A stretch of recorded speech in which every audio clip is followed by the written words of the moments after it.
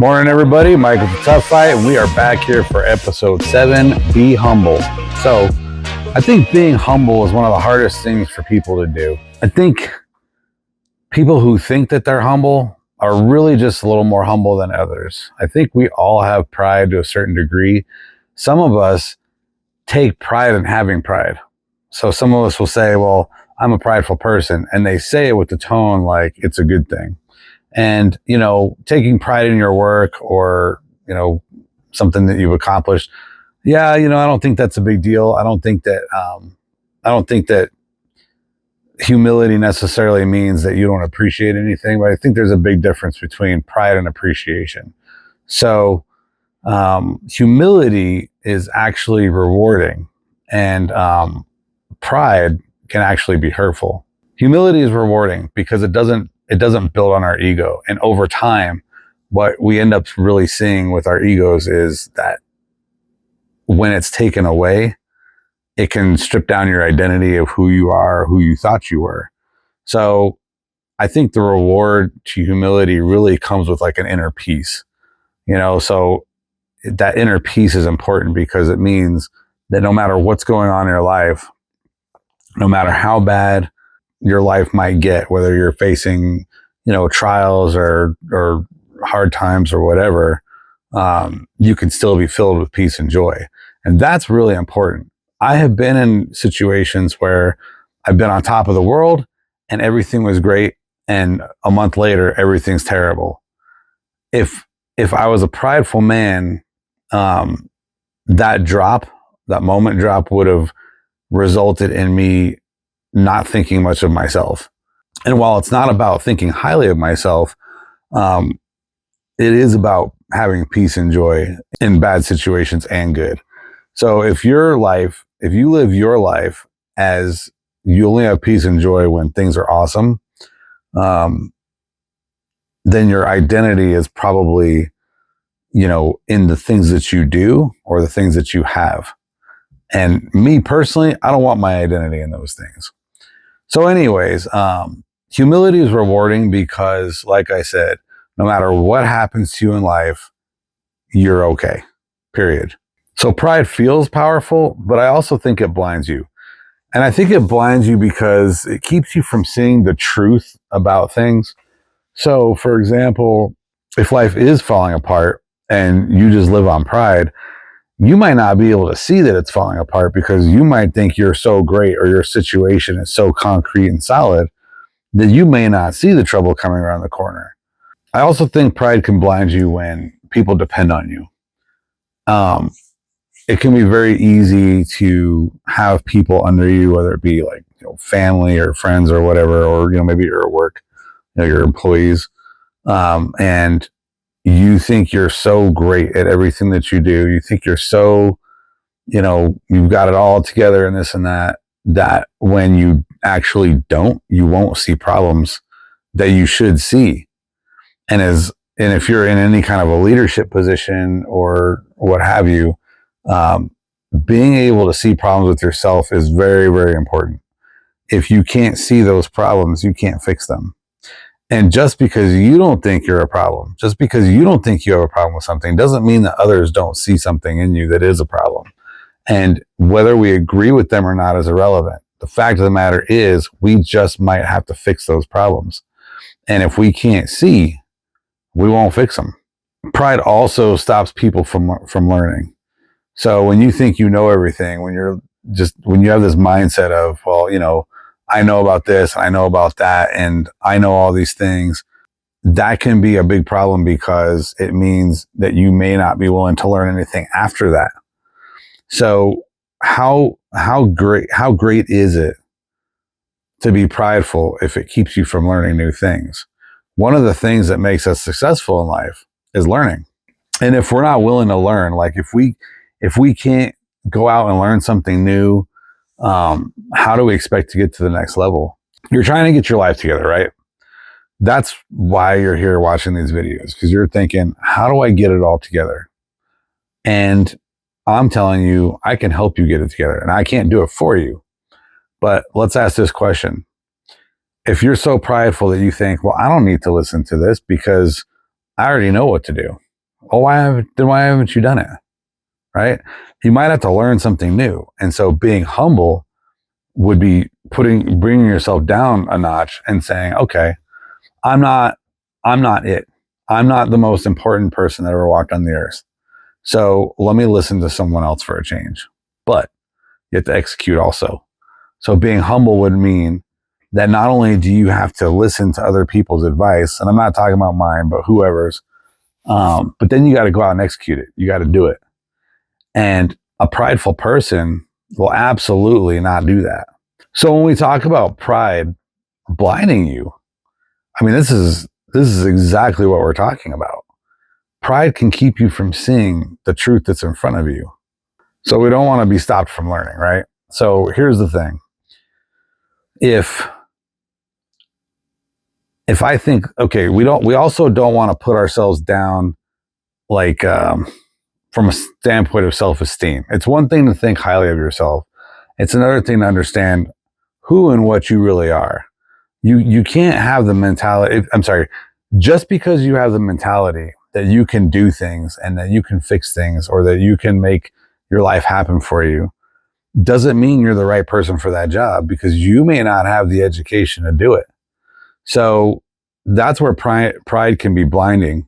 And your ego can far outpace your humility, and your ability to see.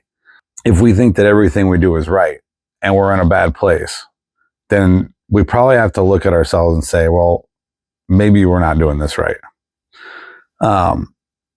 Humility just really, it opens the door to growth. When you humble yourself, right? And you become willing to learn, like having a self-esteem problem. Like if you think less of yourself, you have a pride problem, because you're so important to yourself that you're going to keep yourself down. If you have a self-esteem that's too high, you kind of run into the same problem. You have so much pride that you can't see the lowly things that will help propel you to the next level. So that's why I believe that humility opens the door to growth. And basically what we're saying is that when we're humble, we put ourselves on a level line, on a level playing field.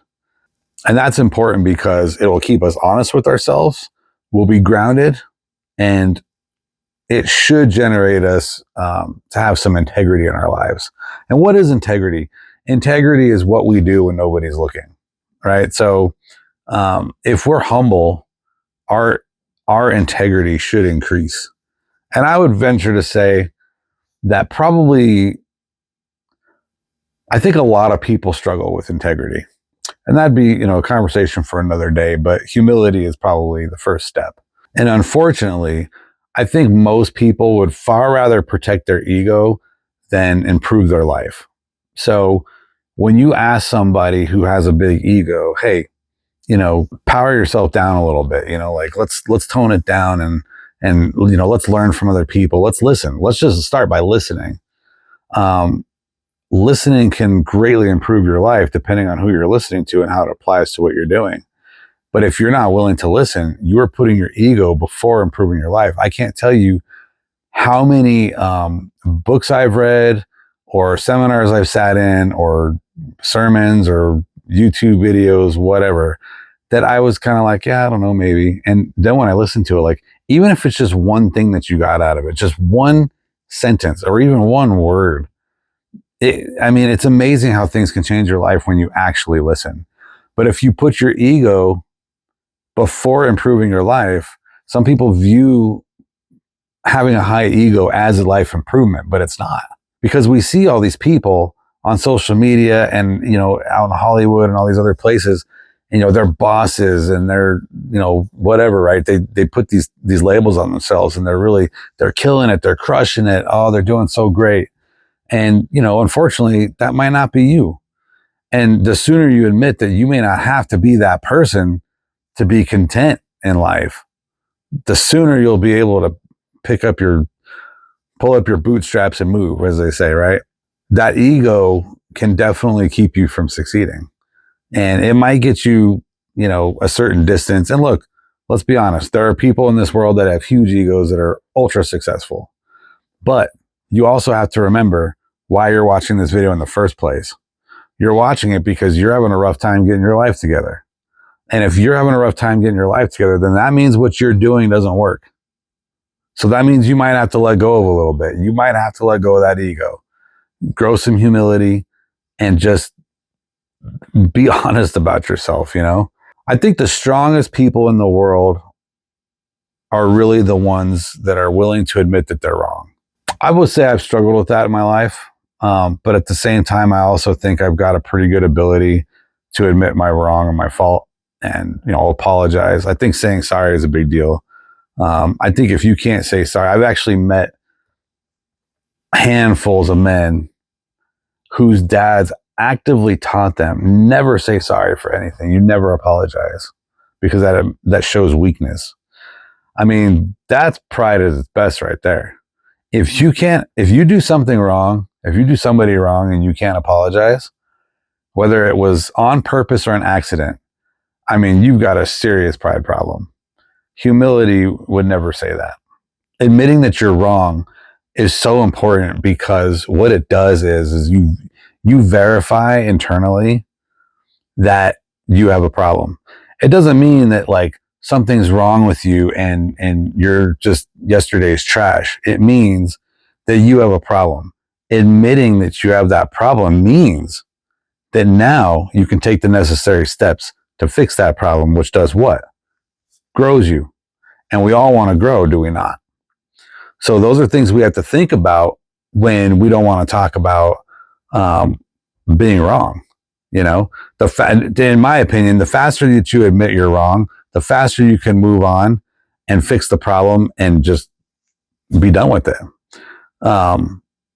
Admitting you're wrong is really a strength because it then means that you can build toward what is right. And that really should be all of our goal. We want to build towards what's right. And what's right for me might be different for you. Like we may not see eye to eye on what's right for our lives, and that's okay. But if you're trying to get from point A to point Z, then you might have to admit you're wrong, or you might be stuck on G forever. So it's important in all reality to be humble so that you can actually do those things. If you're living in a situation where it's not ideal to you, then you might have to check your pride. You might have to look at yourself and say, hey, does my pride outweigh my abilities? Does my pride outweigh my peace? I mean, these are all things that are going to keep you back. They're going to keep you from succeeding in life. And if you're that person, if you're that guy or you're that girl that says, yeah, I got some pride, I have prideful tendencies or whatever, and you celebrate it, I mean, you're just not doing yourself any favors. And, and all you're really doing is you're basically saying, this is who I am, take it or leave it. And if that's what you want to do, that's great. But don't be upset if people don't follow you or if people look at you cross-eyed when you talk. Because while some people are attracted to that, many people are not. Many people are either threatened by it or just plain flat out turned off by it. If you can't manage your own pride and your ego is that big, then being humble is something that you're going to really struggle with and you may never get to. When we humble ourselves, it's how we get to the next level. And I'm just being honest, it can be very difficult. I've been there. But at the same time, life is tough anyway, guys. So fight back.